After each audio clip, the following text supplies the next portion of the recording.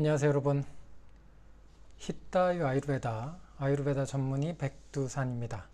매주 토요일 밤 8시 히타유 라이브 진행하고 있습니다. 반갑습니다. 한 주가 또 정말 눈 깜짝할 새에 지나갔습니다.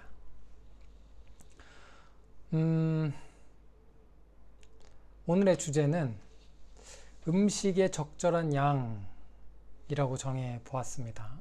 이거는 저번 주 일요일에 월간 특강의 주제이기도 했습니다. 그래서 짧게 이야기를 좀 나눠볼까 하고요. 안녕하세요.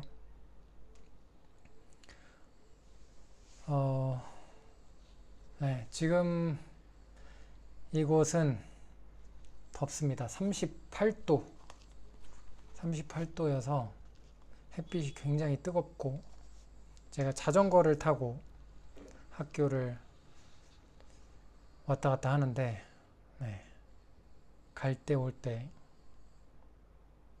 땀이 정말 많이 납니다. 네, 안녕하세요. 이제 우리나라도 봄이죠. 봄이어서 꽃 사진도 굉장히 많이 올리시더라고요. 잘 보고 있습니다. 네. 이곳은 한여름입니다. 한여름이 시작됐고 5월이 되면 더 더워질 예정이고, 네. 그렇습니다. 자, 그래서 오늘의 주제 이야기를 조금 시작을 해볼까요? 음식의 적절한 양. 이게 별거 아닌 것 같은데 생각하면 생각할수록 쉽지 않은 주제거든요. 여러분들이 내가 어느 정도의 양을 먹는 것이 나에게 적절한 음식의 양인지를 잘 알고 계신가요? 이게 잘 알고 계시는 분이 생각보다 많지 않고, 그리고 알고 계셔도 실천하는 거는 또 다른 얘기이기도 하죠. 저에게도 같은 거긴 한데 일단은 알아야죠. 그래서 적절한 양을 이제 개개인에 따라서 달라지는데, 이 양은, 그래서 모든 사람이 이 정도의 양을 먹는 게 맞다라고 할 수 없는 부분이에요. 근데 그런 음식에 나에게 적절한 양의 음식을 결정하는 기준은 뭐냐 하면, 아유르베다에서는 내 소화력입니다. 내 소화력의 정도에 따라서 나에게 적절한 양의 음식의 정도가 양이 달라져요. 그러니까 이 말은 뭐냐면, 내 소화력이 굉장히 좋다고 볼게요. 그러면 소화를 조금 더 잘 시킬 수 있잖아요. 그 말은 뭐냐면, 나에게 적절한 양의 음식은 다른 소화를 잘 못 시키는 사람보다 나에게 음식의 적절한 양은 더 많다는 이야기가 됩니다.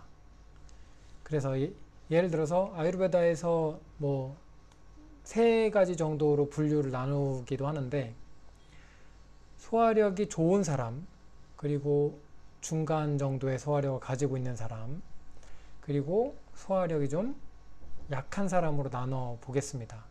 이 3분류를 보면 소화력이 좋은 사람은 그만큼 음식을 더 많이 먹을 수 있고, 그 정도의 양이 이 사람에게는 적절한 양이 되겠죠.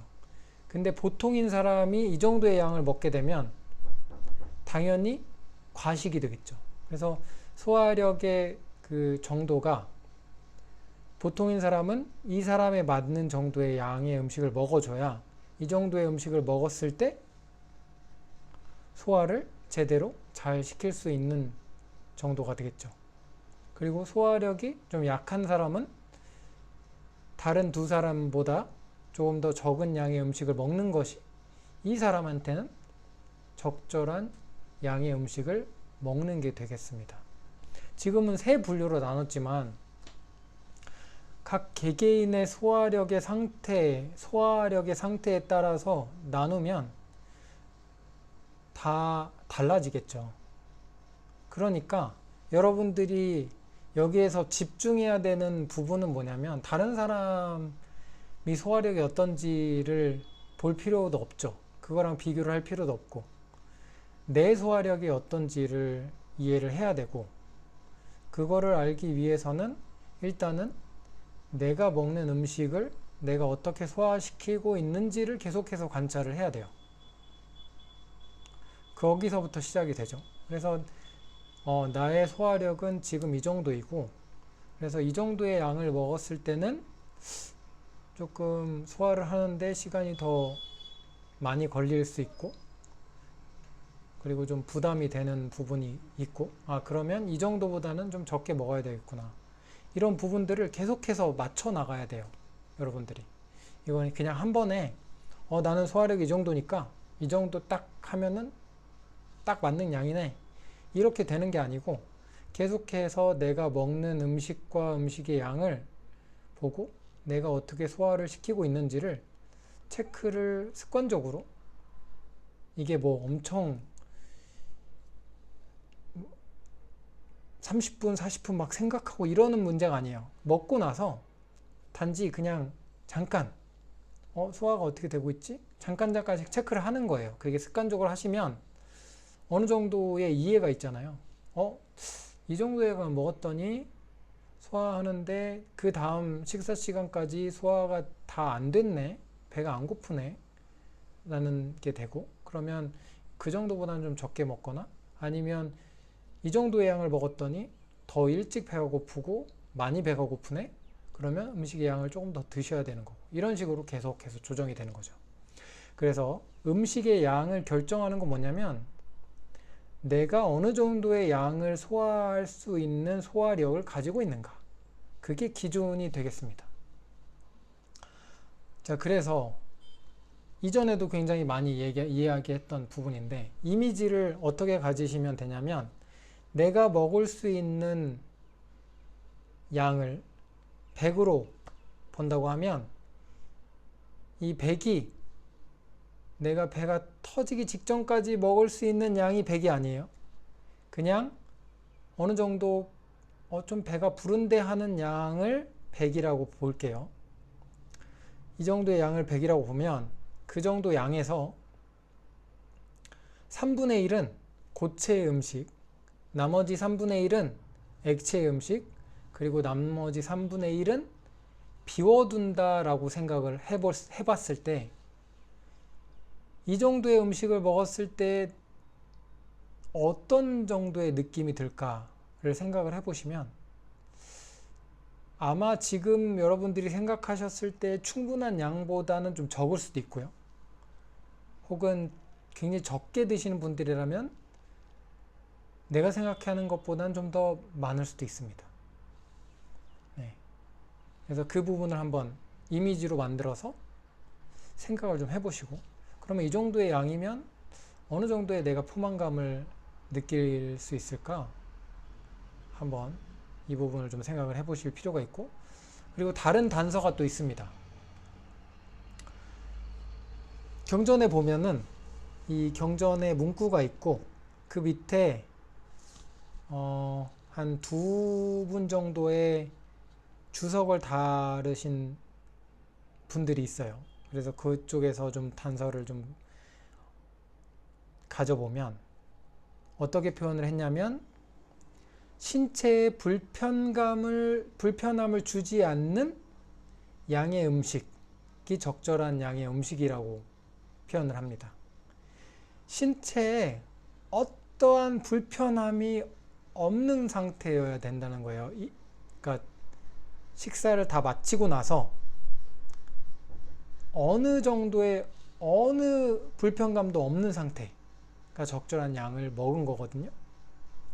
자, 그래서 식사를 했는데 너무 배불러, 배가 너무 부르고 부대끼고 이러면 적절한 양이 아니겠죠.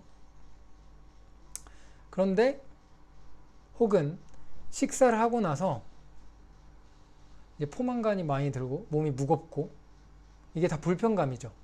그래서 졸음이 온다거나 이거 다 불편감일 수 있어요.